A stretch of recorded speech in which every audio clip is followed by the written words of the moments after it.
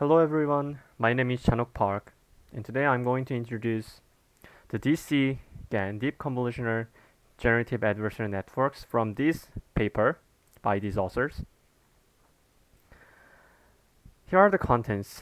First, I'm going to start with introduction, method, result, and finally summary and future work. Okay, Professor Yang Li-kun once said that these GANs and the variations that are now being proposed is the most interesting idea in the last 10 years in machine learning, in my opinion. And the animations is the below. They are not a real video, of course. They are all learned from this image. So what is GAN? The GAN consists of two parts, which are the generator and the discriminator. The purpose of the generator is to get a latent vector and return an image, a realistic image. And the purpose of discriminator is get an image. It can be both fake image or true image, and turns out whether or not it is true. So let's look at the training process. When a real image comes into the discriminator, a real car, it turns out true. Then we move on to the generator, and generator makes an image. Now it is a first step of training, so initial step of training. It makes a silly image, and of course discriminator can turn out first. Next real image comes into the discriminator, telling true.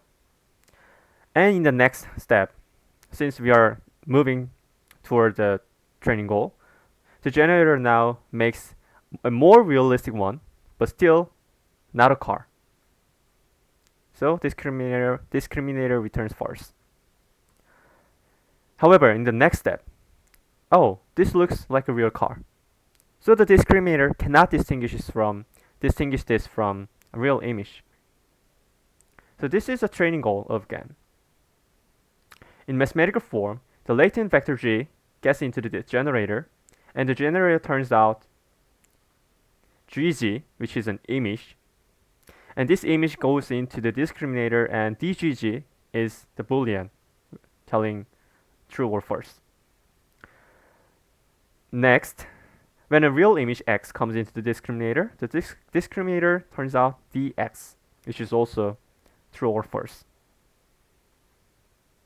And here is the objective functions. So when we look at the discriminator, the goal is when the discriminator get a real image, they want this to be 1. Okay, so the objective function of this part look like this, where the x value, the dx, goes toward 1 as the loss decreases. On the other hand, when the fake image goes into the discriminator, the purpose of this one is to return first value 0. So the loss decreases as the DGZ goes toward 0. On the other hand, for the generator, it takes the exactly same form of this one, telling that DGZ, the loss decreases as this DGZ moves toward 1.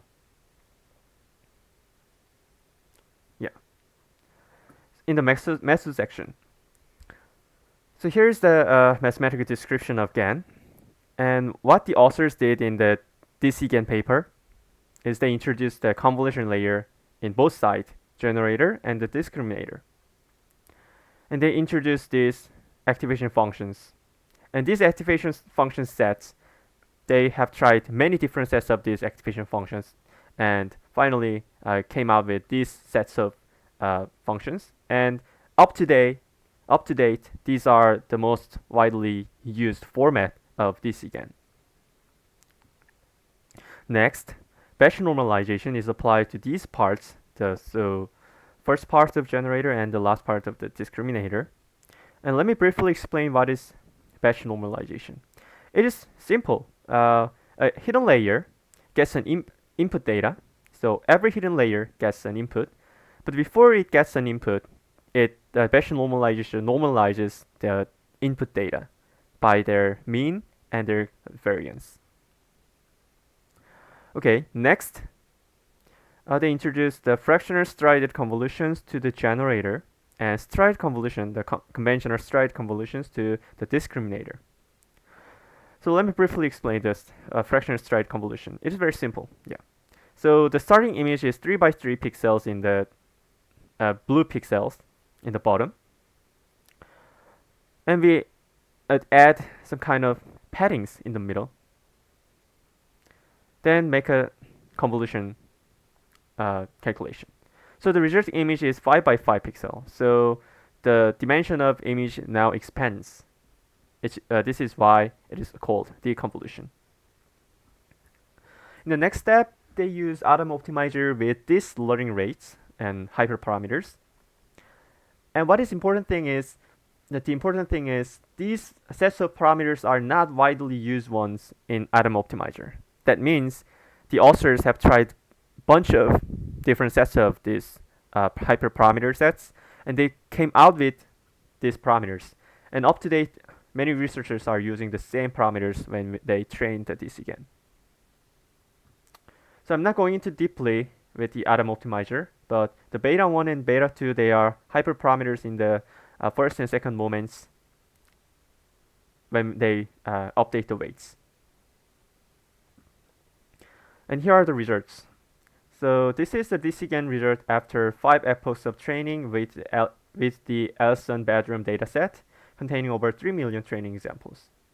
So they return reasonable bedroom images. And this one is the important discussion. So theoretically, GAN, the generator part in the GAN, can only reproduce the same image in the training set. On the in other words, they can just memorize some parts of training set because it is enough to disguise the discriminator. This is called mode collapse. However, in the training example, training results given in the paper, as the latent vectors travels in the latent vector space, the resulting image from the generator gradually changes. So for example, in the second row, the wall gradually changes to window. So this means that the trained generator is not just simply memorizing some sets of training examples. Another interesting thing is vector arithmetic calculation. So it can literally do the arithmetic calculation with these sets of generated data. So let's think of smiling woman. So smiling woman group minus neutral woman group plus neutral man group. What is the outcome? It's smiling man. And in the generator part, they can do the same thing. So here's the result.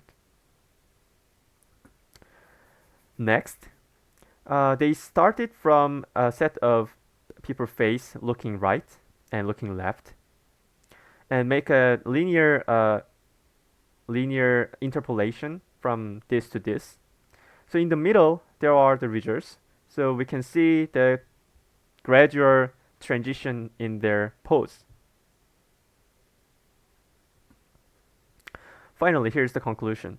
So this paper proposed a set of constraints on hierarchical topology of DC GAN, and that make them stable to train in most settings. So the parameter sets, for example, the learning rate, beta 1, beta 2, and also the activation functions on each part of the generator or discriminator, they are widely used up to date. And the generator have vector arithmetic properties allowing for manipulation of qualities of generated samples. And here are the challenges. The unstable training process and mode collapse are the common issues in the GAN society. And also, it is difficult to measure the progress during a training. So for example, in the Elson data set, the research work came out of 5 epochs of training. But what if we have 10 epochs or 100 epochs of training? The thing is, we cannot guarantee that the longer training process results in higher quality. So this is challenges that are remaining. Okay, thank you for listening.